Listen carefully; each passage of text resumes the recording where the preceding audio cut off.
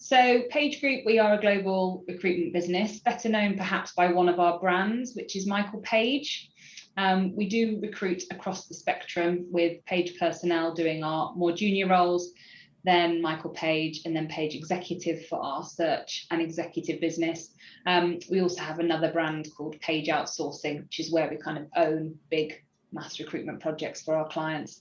About 7,000 employees now globally. Number of countries, 37, I think, was the last count. So I'm the UK Diversity and Inclusion Director. Have actually been in the business a very long time, probably longer than I care to share, but in D&I for 6.5 years now. So whilst I sit in that role, Aoife actually works in our business technology division. So we're here with kind of two separate hats on today. Oh, that's great. And Tammy, who's also with us, is our careers coach, one of our team of careers coaches, and she's going to be asking you some questions on behalf of the candidates as well. So Tammy, over to you. Thank you, Jane. Hi, Sherry. Hi, Tammy. I wonder if you could tell us a bit about the variety and breadth of roles that you're able to recruit to. Yeah, so I'll probably focus on the UK because clearly that makes the most sense here. We're about 1,400 people in the UK. 3/4 of those are probably recruiters. So it is our consultants who are the lion's share of our employee base in the UK. That said, we have all of our own back office functions. So as I mentioned, Aoife sits in our technology team. We have our own legal team, marketing, HR, facilities, procurement, you name it. So actually, the majority of those support functions are based down in London, but our recruitment people are spread across 26 offices across the UK, although we're all at home at the moment, so not many people in the offices.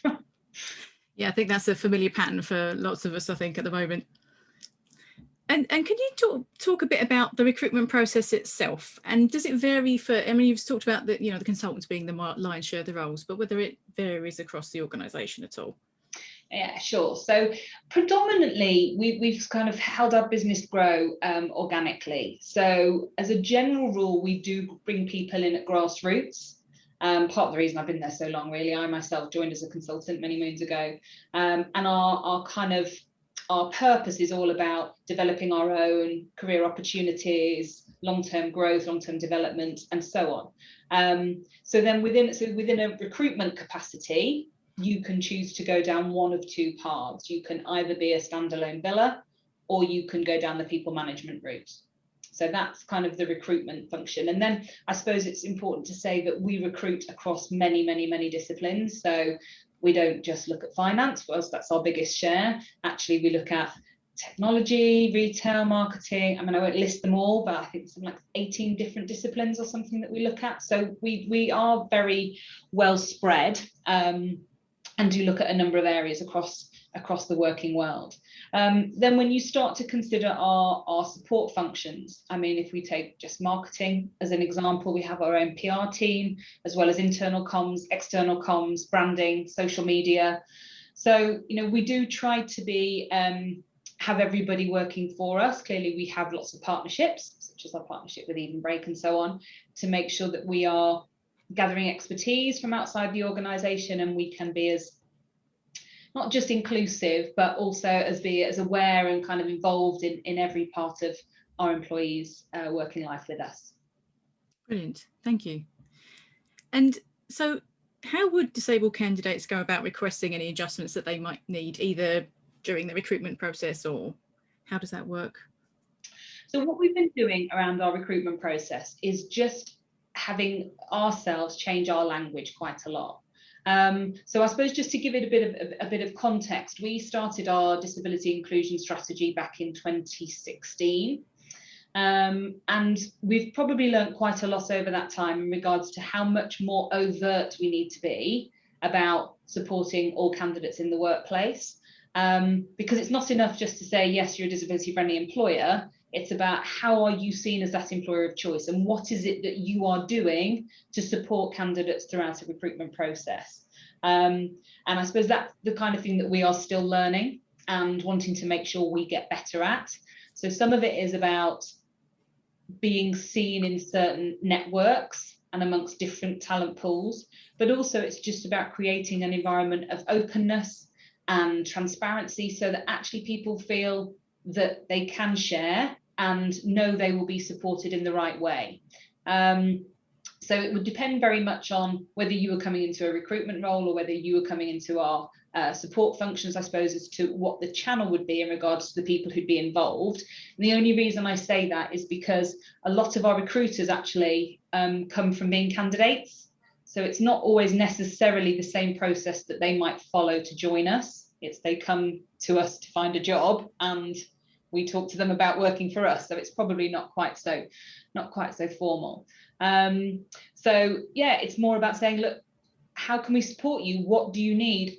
We don't overcomplicate it. And maybe we've got a bit to learn there, I don't know, but we just try to keep it really relaxed so that people will go, well, actually, this would help me for these reasons, and actually that works.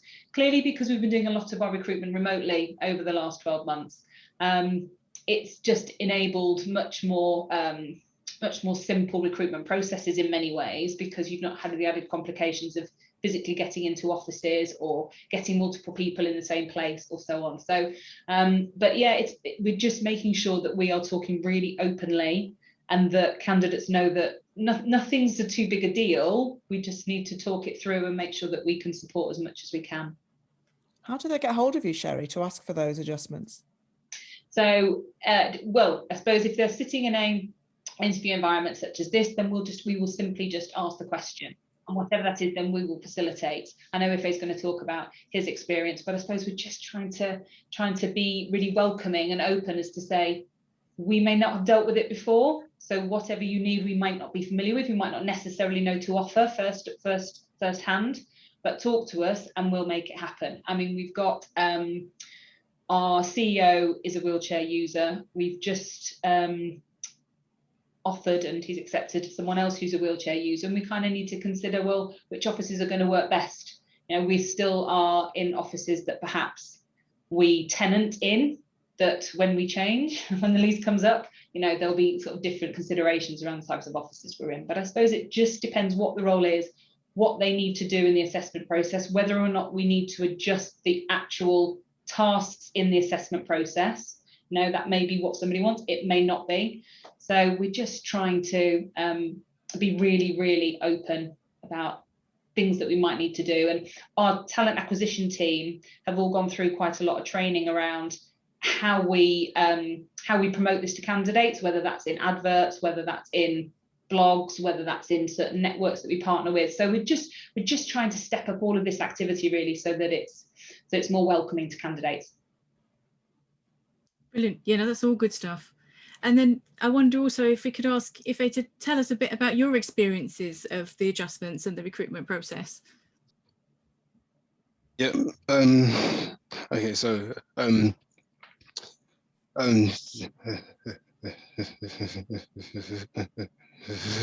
Just to let everyone know, I do have a stammer stutter. So my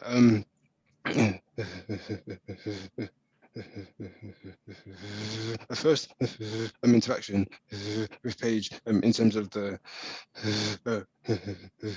recruitment was I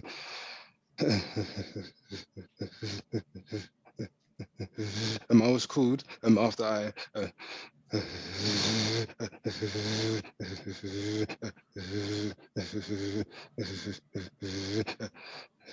apply for the job, and in that first phone call, I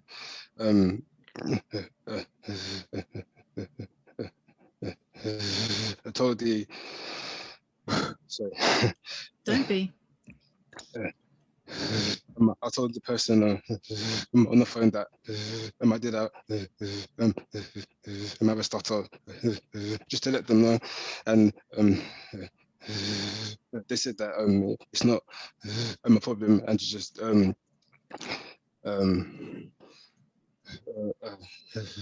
relaxing that this wasn't a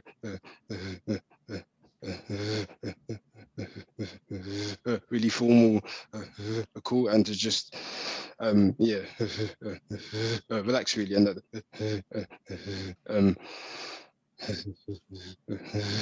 just be myself and just take your time. And when he told me that, that really helped me, and I was able to take a deep breath, and I think the phone call went quite well. And so after the phone call, I was invited for an interview, and I actually met up with the recruiter who phoned me before the interview, and he gave me more advice about just being myself, that my summer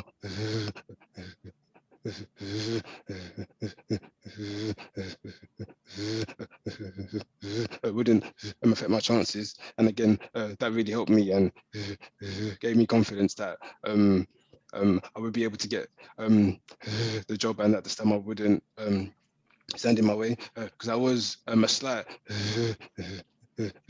concern I did have when I was going for interviews with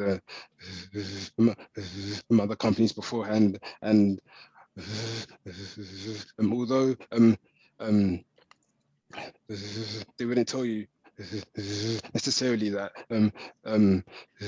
that's the reason why you didn't get the job.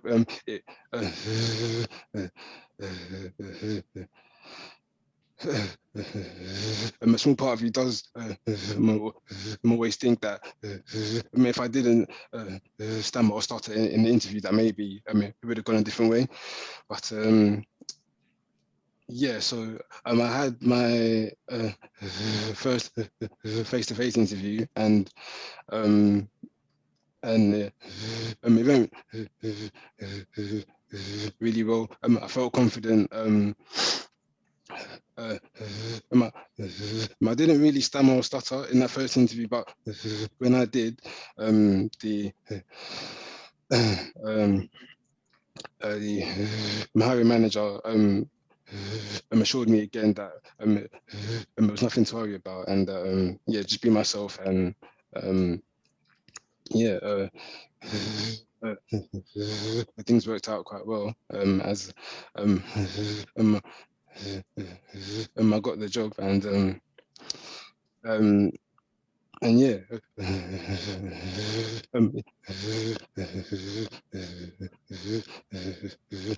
it's been going well since then.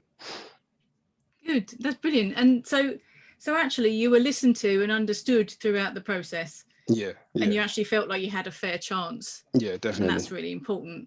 Yeah. And that helps you to do well at an interview, or just knowing that you're going to be given the opportunity to express yourself in the way that you can. Yeah, definitely. And tell everyone what your great bits are. Yeah. Yeah. Brilliant. Thank you. Would you be able to reassure disabled candidates who are watching this now that if they're thinking of working for Page Group, that they would be listened to, that they'd have their adjustments, catered for, and that they would be able to be valued and thrive at Page Group? Is that something that you would be able to reassure them about? Yeah, definitely.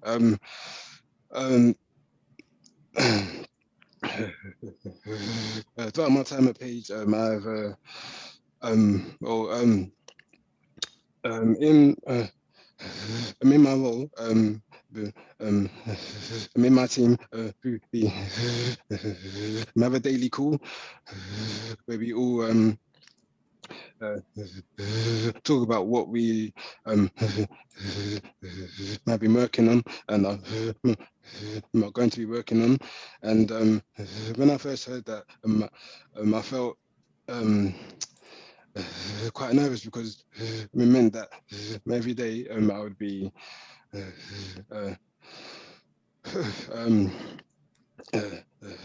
talking to people, and as you can imagine, that can be quite nerve-wracking, but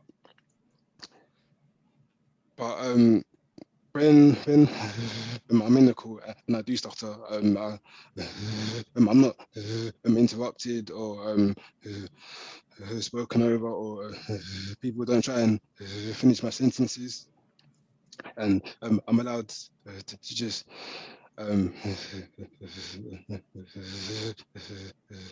say what I have to say, and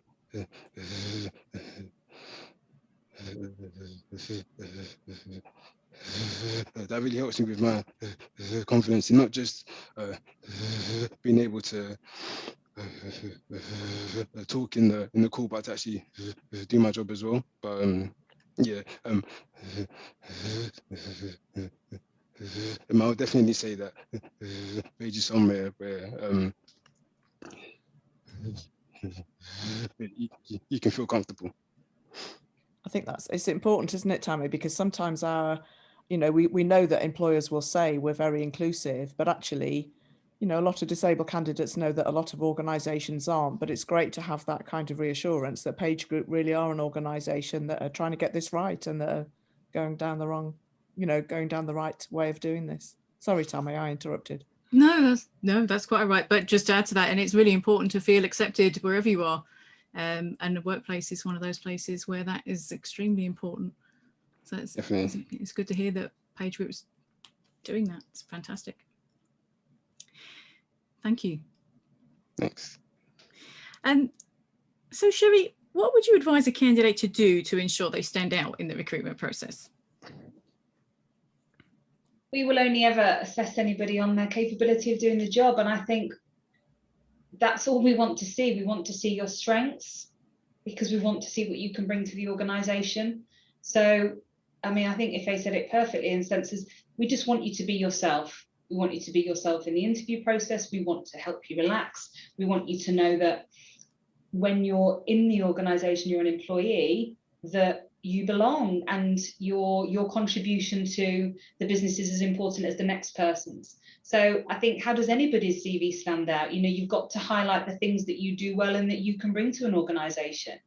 I don't think it should necessarily be any different because that's what we are. That's what we're recruiting based on, with skills and experience. And there is an awful lot to be said for really having a candidate feel like they can be honest from that very beginning. And I think this is something that we're still working on, because you're expecting someone to share something really personal about themselves at a really early stage, and some people don't share all sorts of personal things about themselves. So we need to create an environment which from that very beginning is one of, yeah, we get it, we'll support you. How can we give you an opportunity to really demonstrate your skills here so that we know that you can be an asset to our organisation? And if that requires certain adjustments or support along the way, then we just want to work really hard to make sure that we give everybody that opportunity. And it's funny, I had a conversation with a colleague just recently, and he's an employee of ours, and he confessed to me, he said, "I'm always a permanent other, Sherry." I said, "Well, why are you a permanent other?" He said, "Well, for fear of what people might think of me if I disclose." And we spent a long time talking, because it really, that kind of thing I really need to learn from, because he's still joined us as an organisation, but clearly he has felt there's certain things about him he couldn't share. And we're bringing Clear Talents in, which is a platform for workplace adjustments for employees and so on. And we want to be able to be really bespoke in our support for all of our employees. Anyway, he and I talked about this long and hard, and he just kind of went, "My goodness, this is amazing." He said, "I can see the benefit in this." He said, "Because actually all the things I'm worried about, it takes away." He actually didn't feel like he identified as having a disability. Yes, he had a health condition that debilitated him in certain instances, but he didn't identify as being disabled. And he said, and therefore I felt I didn't fit into anything because I didn't have that kind of affinity. And I think this is, part of our evolution at Page is about listening to everybody and understanding what their individual process has been, because we want to try and make sure that that doesn't happen for the next person, because they will all be different. And Jane, your words will forever ring in my head when it's like, you'll never be ready, you'll never have everything covered, or now you've just got to be open to the change as you hear it, because also you don't know what adjustments people might need. You know, one person who's a wheelchair user might need this, but this person who's a wheelchair user might not need that adjustment. So we're all individuals, even if we might have similar disabilities or health conditions and so on. And I think that's a really important part of how we continue to expand our culture to be one of understanding and support. Yeah, I went off on a bit of a tangent there, Tammy. Sorry, I do that. No, that's fine. No, and actually, I mean, further to that, my mind's gone blank. One moment, it'll come back. So while Tammy's just thinking about that, you know, it's great that you're going on this journey, and I wondered if you could share with us. I know that your CEO is a relatively recent new wheelchair user, but you know, outside of that, why is it important to the Page Group that you have diverse people working within the organisation? You know, why is it that you're particularly keen to attract disabled candidates and other candidates who might be different in other ways? So there's lots of reasons. One, we know it will better us as an organisation. We know that diversity enriches every decision that is made. You know, that is about, you know, company strategy, it's about layout of offices. I mean, it just infiltrates everywhere. And we're really mindful that, you know, if we're honest about it, REB is not very diverse, you know. So, and going back to my organic comment before, you know, that's a wonderful thing to be able to offer me, you know, an 18-year plus career and so on. But also it's like, yeah, but how do you affect quicker change? Because actually it's a bit of a curse as well in certain instances. So what we need to do is we need to make sure that we have got diversity in the business, because what we started last year, which has proven to be really successful, is we've started a shadow board. So where we don't actually have diversity as a core group in a boardroom, we are bringing diverse voices in, and it is making a phenomenal difference. So, you know, we recognise the importance of diversity in all senses, you know, age, caring responsibility, yes, whether or not you have a health condition, race, gender, you know, it's all of the above and everything else. We know they overlap. We know that, you know, people carry more than one, and it's like, if we bring these voices in, then firstly, we can really progress, you know, because otherwise we'll stand still or go backwards. But the other point is, we're a recruitment business. So we are the kind of middle person between our clients and our candidates. And if we don't reflect them, then that doesn't really bode well for a strong ongoing relationship. I think we need to be able to understand our clients. We need to understand our candidate base, and also how we can therefore influence our clients as well, because there's no denying it is the right thing to do to be diverse, but we also know that it has a commercial gain as well. So it's commercially the right thing to do. And we have seen evidence of that. You know, we have seen where we have brought more diversity into the room, the enormous impact that it has. So now we aren't just saying it because we want to get it into that state. We are living and breathing it, and we are seeing the benefits of it. So when Steve had his accident, what has been quite insightful as well is how somebody who in every other sense has had every privilege under the sun, to suddenly find himself being considered a diverse candidate all of a sudden, having never been considered one before, how he's had to realize that things don't change quickly. And he's like, well, we'll change everything, you know, we'll just, you know, it's fine, we'll just open our doors to all talent, disabled talent. And it's like, there's so many more steps that need to be taken along the way. And, you know, he's having a baptism of fire in many ways in regards to how he does, but you know, he's all behind it, and suddenly he can see life through a different lens. And he's like, right, well, we do have to do things about this. And how do we position ourselves differently in the market? Because as a 45-year-old recruitment business, a brand perception is such an important part of people's understanding of us. And many of that is probably fairly old perceptions, but perceptions take a long time to change. And unless people hear Steve's story, Ife's story, or meet people in our organisation who have been supported through, I mean, we've got people with all sorts of things. We've got quite a lot of neurodiverse people. We've got sensory impairments. We've got mobility disabilities. We've got many people who are cancer survivors and have had to adjust their working practices to accommodate that. We've got people with rare conditions, autoimmune decisions. We've got, I mean, and what I've noticed since we launched our strategy back in 2016 is how the storytelling has accelerated and how people are much more open about sharing. And we've learned things about people. One of our MDs said, oh, actually, I've got 2 autistic stepbrothers. We all went, well, you've never talked about autism before, or your appreciation or understanding of it. But it's because everybody is becoming more open. And it's like, actually, we will and do learn more about the incredible strengths of people and what they can bring to our business. I mean, the resourcefulness and resilience is just off the chart. I mean, really off the chart. And it's like, why aren't we harnessing that and benefiting from that? You know, so I think there's so much diverse talent can bring to an organization. I really do. It's really good to hear you say that, because a lot of employers are still taking the kind of, oh, poor things, it's such a shame, disabled people can't get jobs, we ought to give them a chance. Whereas actually, for, you know, as you've just been saying, it's about candidates, disabled candidates with different thinking patterns can bring so much with them. It's about all that talent that companies may be missing out on. Oh, without a doubt. I mean, but even from a personal perspective, I mean, if you forget the job I do,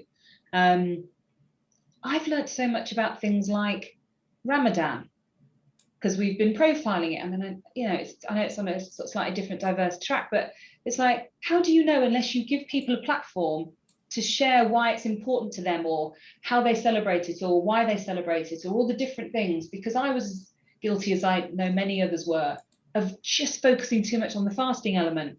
I had no appreciation of all the sort of charity element to it as well. I understood the praying. It's like, it's so much more than that. And this is about our culture being one of like, share, because we all want to learn. That's the difference. Lovely. And if you're willing, you'll learn. Yeah. It comes as a natural byproduct of that willingness. Thank you. So we've had a few questions. Do you want to start going through, because I'm just conscious of time. Do you want to start going through those, Tammy? Yeah, that sounds good. So starting with, hi all, do we get an account on Page Group and attach a CV? Pardon? One of the questions is, hi all, do we get an account on Page Group and attach a CV? But I would also like to say Evenbreak is a job board that has lots of jobs on it for Page Group. So go there first and then. Indeed you do, yeah. And actually that would be a question I would throw out. We get quite a lot of views on our jobs. We don't get many applications. And, you know, so is there something perhaps we still need to learn about how we are communicating ourselves or the job? Or is it that people just aren't familiar with Page Group and, you know, therefore not excited by us as an organisation? But get your CV through Evenbreak. You can send it to me directly. You can absolutely set yourself up via our website and submit your CV. There is a process that takes you straight through to doing that. Submit your CV. But yeah, if you want to send it to me first, I'm more than happy with that, and we can certainly start some conversations. I think the thing to mention also as well is that if you're looking on Page Group page on Evenbreak and there isn't a job that really suits you, you can set up an alert so that you'll be emailed if the right job comes up for you. So, you know, do think about doing that with Evenbreak. You can set up alerts for all sorts of different kinds of jobs. Yeah. And then, yeah, you know, go through us to Page Group. There are of course quite a lot of recruitment consultant jobs on there because that's the lion's share of our business, but there are others. You know, there are others on there. In fact, I know there's a new one that's just gone up, which is about an assistant bid writer. So something quite different. And clearly where you work is much restricted these days. So we're all working hybridly, or well, some people are still working all in the office because that's their choice to do that. Nobody is in any way under pressure to do anything any one way. So that's actually one of our other questions as well, about supporting hybrid working, but you've touched on it a couple of times, I think, to say. Yeah, but I will emphasize the point because, you know, again, an old standing perception of us is that we are in the office and we're in the office, you know, for a very long working day. It hasn't been like that in Page for a very long time, and that's pre-COVID. You know, we've all had flexible and creative working patterns for a number of years, and what we've all gone through in the last 12 months has just cemented it, if I'm honest. You know, we are talking about our return to the office. Some people have been in a little bit in and out, but very few people are going to go back to the all in the office working pattern. Those who are doing it, it is because they want to, because their working at home setup just doesn't really work for them for whatever reason. So hybrid working is absolutely the future, without a doubt. Brilliant. Yes, and that does create a lot of opportunities for people who perhaps can't get to the office as often as they would like, or there are other barriers to them getting into that place. So this question is, I think, more focused towards being recruited by you into a position that is being advertised through Page Group rather than necessarily with you itself. But the question is, if you've had experience in a specific sector for over 20 years, how would you best identify the best fit for potential candidates? Yeah, so funnily enough, this is being asked quite a lot, and our clients are sharpening up to attracting diverse talent and wanting diverse talent. I always have one question in there is, are you looking to attract diversity so that you can fulfill a representation, or actually have you considered your culture and it's a very inclusive one, and you know that that is a really strong magnet to attracting diverse talent? And I think there's still too many businesses who fall into the former camp, if I'm honest. So when we consider our attraction of diverse talent, we are thinking of it primarily for ourselves, because we can control our own culture. You know, we can control our own strategies. We know what we're doing to make sure our people feel like they belong when they join us. We don't necessarily always have the same level of insight or control when it comes to our clients. So when clients are asking us to help them recruit diversity, for many, it is still at the gender stage. You know, they are still so homogenous that they've barely even got any gender balance, let alone any other sort of intersectional diversity. And I think when it comes to disability, there needs to be a much more frank conversation with our clients to say, okay, well, how are you set up to be able to support? Have you considered what adjustments might need to be in place? And for some, they go, oh, I don't really know. And that's okay if they don't know. I appreciate, you know, everyone's at a different stage of their inclusion journey, but we are working on that with clients. There are some more receptive than others. There are some who are clearly very far down their inclusion strategy and are very, very sharp to, you know, which recruitment partner they want to work with, because they need somebody like us who mirrors their values and can manage an inclusive process and can advise accordingly when it comes to perhaps necessary assessment adjustments and so on. So we are seeing a very different landscape when it comes to clients, but it is a conversation that is happening more and more. So I'm hoping that that will all lead into, you know, better opportunities for everybody. Brilliant. We have another question. This one, let's see, I just quickly looked on Page Group, but I'm not understanding how this can help me find work as a disabled person. Can you please expand? That might be one that we can answer, actually, isn't it? Yeah. Right. Yeah. So Evenbreak is there to help disabled people find work in a number of ways, but one of the ways is that the biggest barrier that disabled candidates tell us they find when looking for work is not knowing which organisations will take them seriously. So as we said, a lot of organisations will say, I am an equal opportunities employer, but we know that that isn't the case for, you know, particularly when it comes to disability with a lot of organisations. So Evenbreak helps because the employers who are paying to put their adverts on Evenbreak, like Page Group, are doing it because they are proactively going out to attract disabled candidates. So it's not that you're applying to an organisation who's never thought about this. you're applying to an organisation who genuinely wants to attract more disabled candidates, and for the right reasons, because they recognise that talent. But also, if you are wishing to have additional support around looking for work, then we have Tammy and other careers coaches within our organisation at the Career Hive, who will be able to give you one-to-one support in terms of looking for things like, CV writing or preparing for interviews, or even looking at what your transferable skills are and what kind of jobs you can go for. So we have the job board, but we also have the Career Hive. And the job board really just gives you confidence that these employers are specifically looking to attract talent like yours and are very open to looking at things like adjustments. And Page Group is a really good example of an employer that is genuinely trying to attract talent that maybe other organisations aren't lucky enough to access. So I hope that answers your question in terms of, how the advert being on Evenbreak supports disabled people finding work. Thank you, Jane. Another question, where do you advertise roles? If I cannot see a role fit, is there a way I can introduce myself to Page Group and issue a speculative application? Yes, you can. If you go onto our website, there is a way just to submit a CV, that's not against any specific job. But I suppose what you do need to make sure you do there is highlight the types of roles that you would feel akin to. So at least we know then where to send you within our business, because with 900 recruiters, we kind of have a bit of a format in regards to who's the specialist in what area. So it might just help us get you to the right place. But again, equally, if you want to come in this instance, because of the nature of how we are looking to change how we do things, if you want to send it to me first, then we could perhaps always have a chat. I mean, I did recruit for 11 years before I moved over into D&I, so I got a bit of an understanding around that. So perhaps if we want to have a chat first, I'm happy to do that, if that helps people.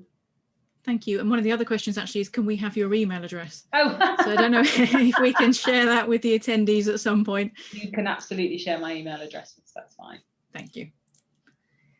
So then moving on to, I'm visually impaired and have a lot of experience in care work, but want to change routes to something like ECLO work or advocacy/policy change.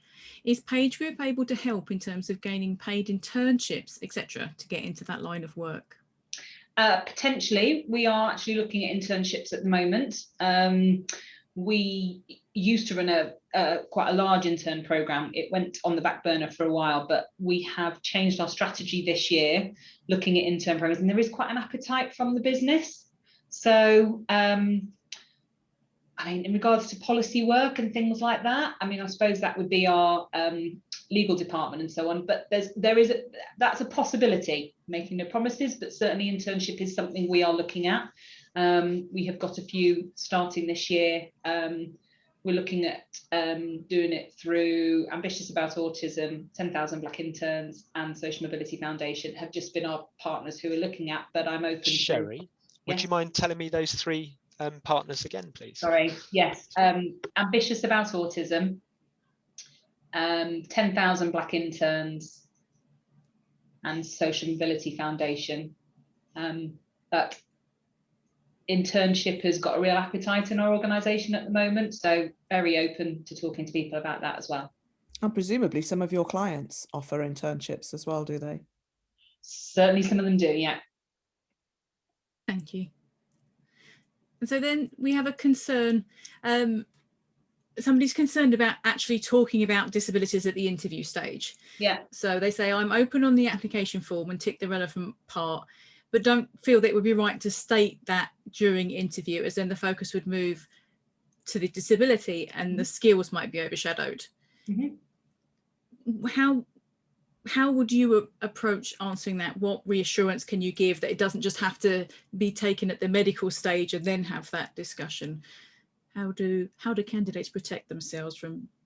I suppose my view would be, and Jane may have an additional view, is if it isn't necessary to share based on what the assessment process will be at that point, then I don't think you need to or have to.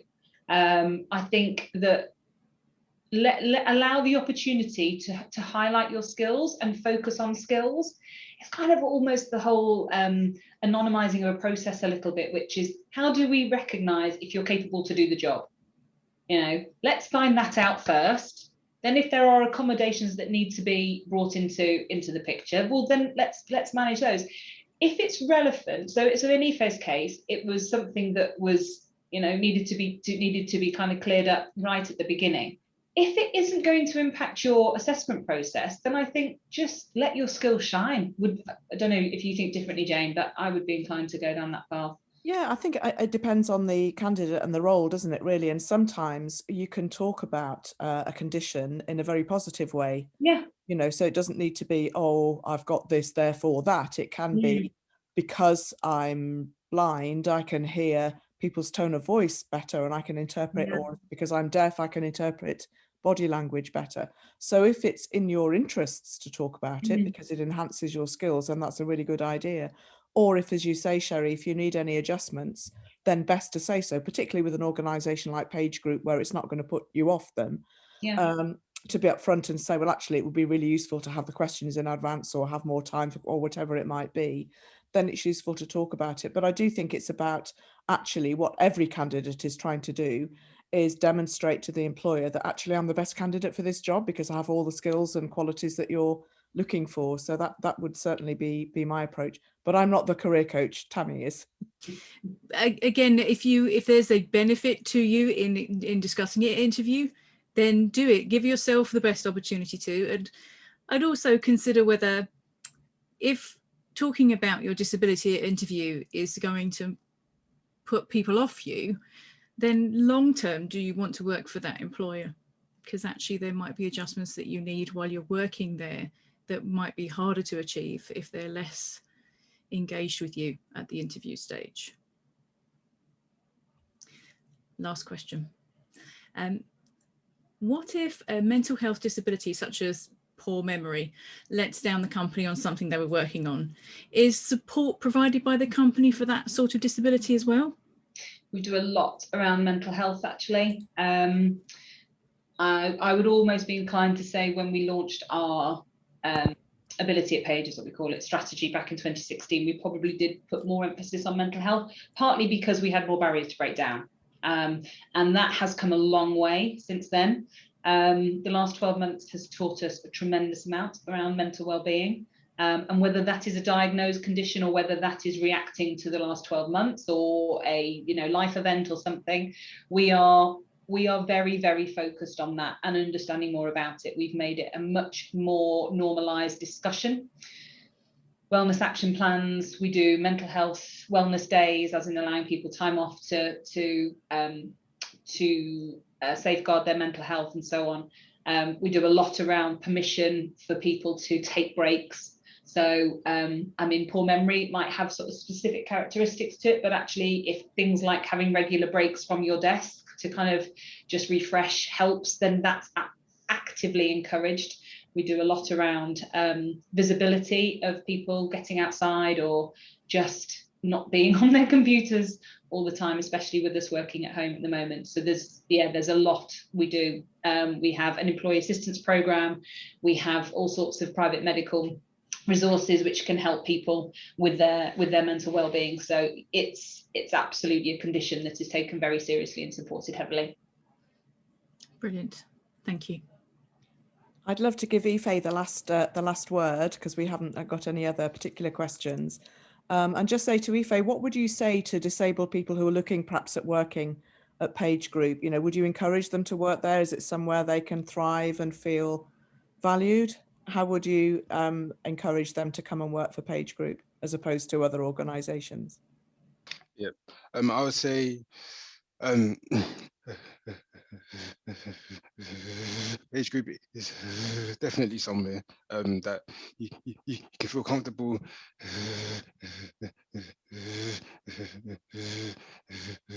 being.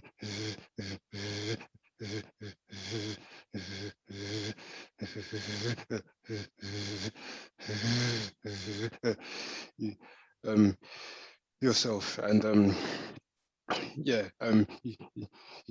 it's definitely somewhere you can be comfortable. I'll definitely say.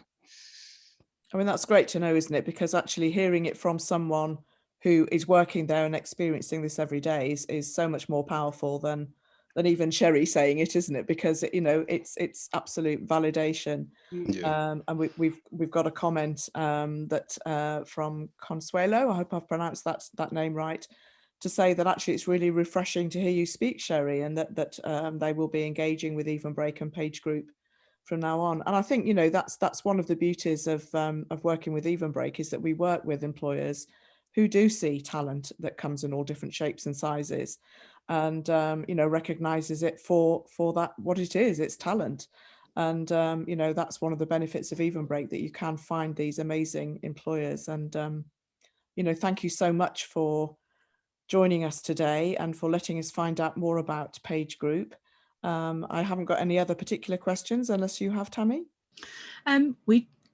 We do have one last question from a candidate. Should we go with that one?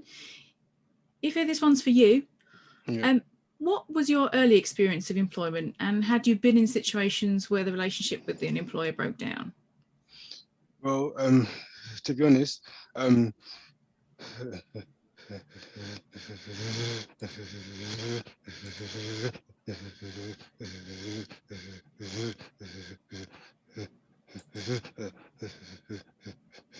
this job is actually my first job I'm out of uni, so I don't really have any other experience with employers in a like a corporate setting. But when I was younger, I worked in a shop for a bit, and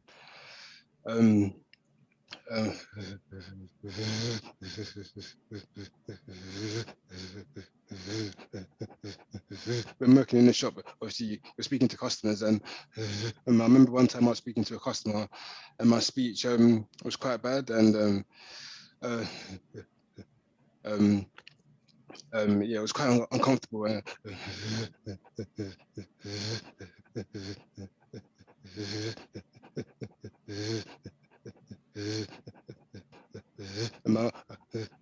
remember saying to the manager that obviously tell him about it and how I was uncomfortable, and they said that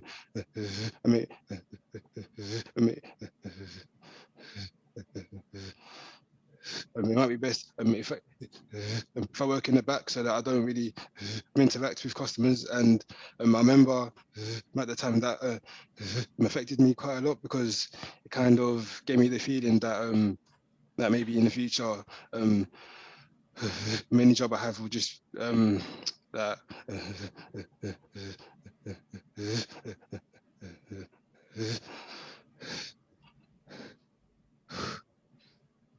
I'd have to be away from people, and